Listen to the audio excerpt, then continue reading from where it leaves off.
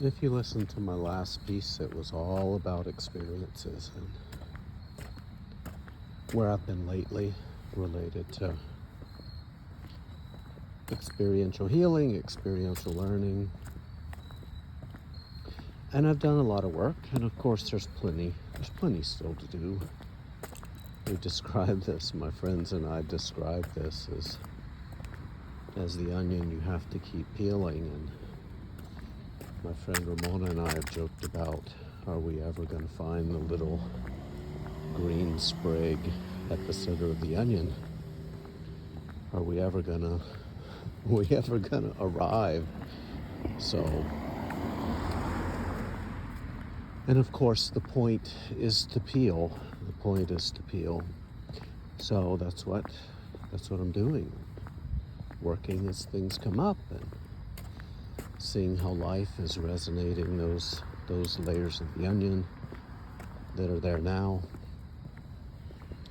And as I've said before, it's nice to have some real clarity about things. It's nice to have clarity about a lot of the misinformation, mislearning. It's nice to have clarity about intentions. But the one thing I'm thinking about is there can be grief in trauma work, and there can be lost opportunities that we realize. It's not until we put stuff down often that we realize the cost of carrying it. And when that grief comes, in my own therapy, I've been encouraged to just notice it. I've been encouraged to try to not get stuck there, because what matters is that these things have been unburdened, and it doesn't matter when we do them. In fact, we probably couldn't have done them sooner than we did. So we want to be thankful for when healing happens. That's want to be thankful that it ever happened, because of course in the whole history of humanity, many people, most people have probably carried a large chunk of their wounding with them into their last moment. So being able to heal is a privilege in this life. Being able to heal is something remarkable. There is one aspect of this, though, that I want to talk about that's really important, is that when you were young, if you didn't have the experience of things,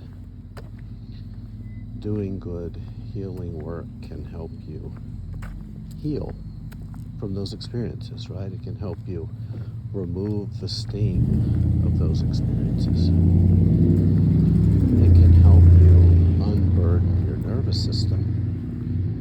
But do you know what it doesn't do? You know what healing doesn't do? It doesn't give you the experiences that you missed. And that's important. It's important to go out in this life and have the experiences, or at least some of them, that you missed. I think it's vital. So when healing happens, we have a less severely traumatized nervous system with which we can go interact with the world in a different way. Right? So we should do that. We should go out and bump against this world and try to figure out who we are, what we're worth, how we deserve to be treated. We should try out boundaries. We should try out trust. We should try out giving ourselves over fully to things.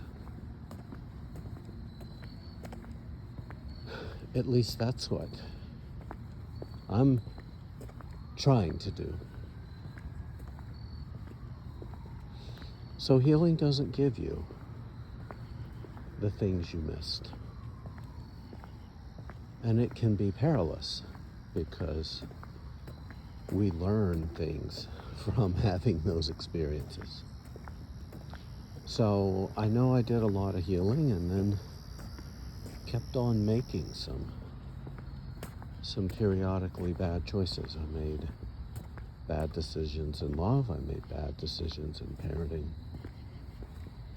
I may have missed some opportunities to have experiences that may have been helpful, may have been healing, and that's okay. This is never ever smooth.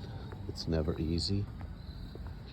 When decades long, decades old clogged pipes get fresh water in them, it's never smooth. It's never a nice, smooth, even stream. So I've made the mistakes. I've continued to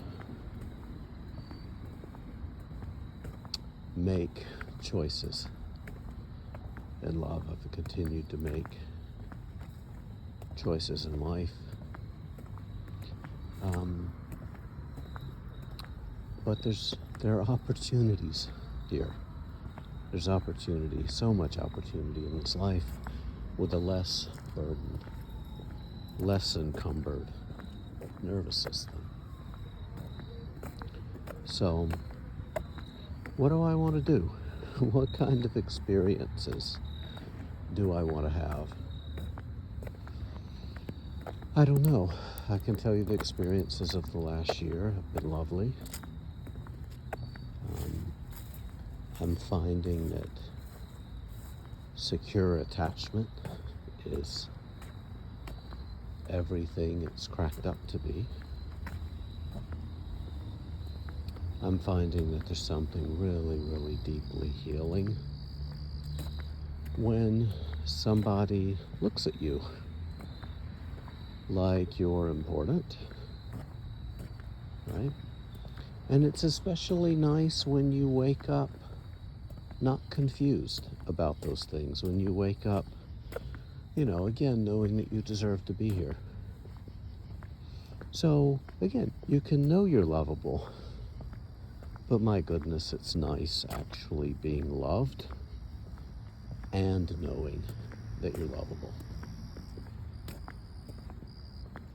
So,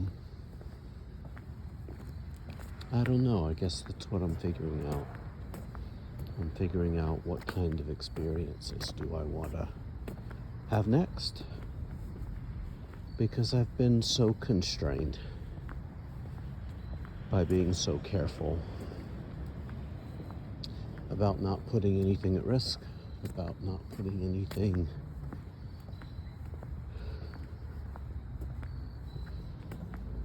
out that might be a variable that I wouldn't be able to control or manage or have thoughts about or reel back from. So, I don't know. Let's see. It's going to be interesting.